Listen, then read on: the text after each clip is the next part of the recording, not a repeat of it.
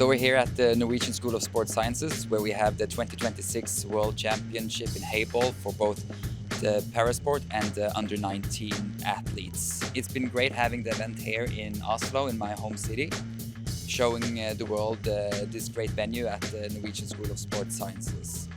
I think the environment's been amazing. I think being in a sports science school, you can just see all the other athletes here, and even just being at lunch, I see these other people my age eating, and I ask them what sport they play. When I came here to the venue, my first impression was that the venue is perfect, the tables are perfect, the lighting of the table is perfect. And I can tell you this is so important for the development of the sport because more people know it, and every time I come I see new faces and repeating faces both, and everybody is saying the same thing, that we are getting better and better players and also opportunities.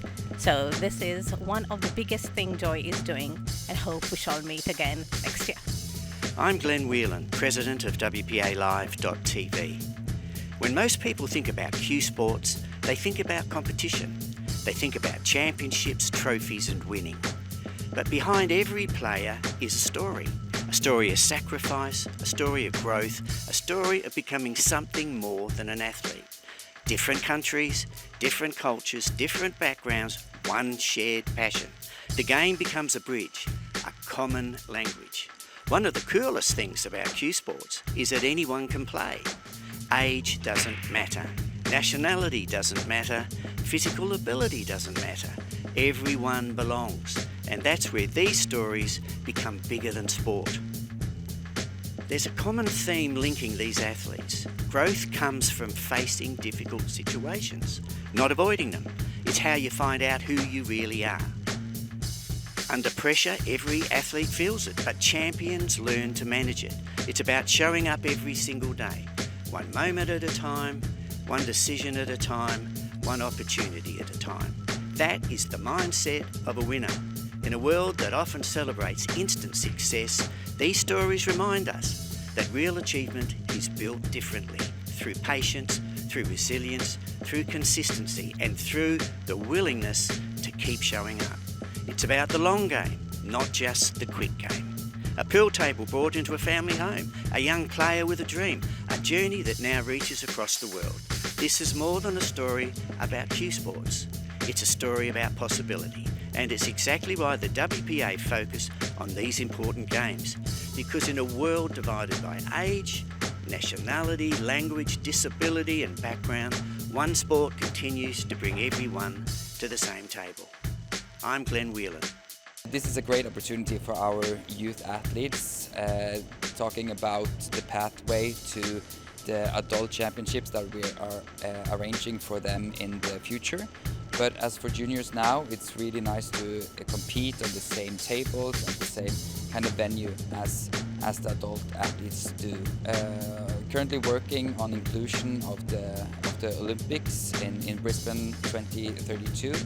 And this is also an important event because most likely it will be these athletes that are going to participate in those Olympic Games. Heyball should be included into Olympics, as I believe that it incorporates values such as unity, discipline, humility. Bringing Heyball into the Olympics, it's a massive thing, especially for the youth, because they're going to be the one to take over the world one day, and plus it's going to have a way bigger opportunity for all Heyball lovers, especially the youth. They get to represent their countries, meet new players, and of course honor their country and parents for everything they've done.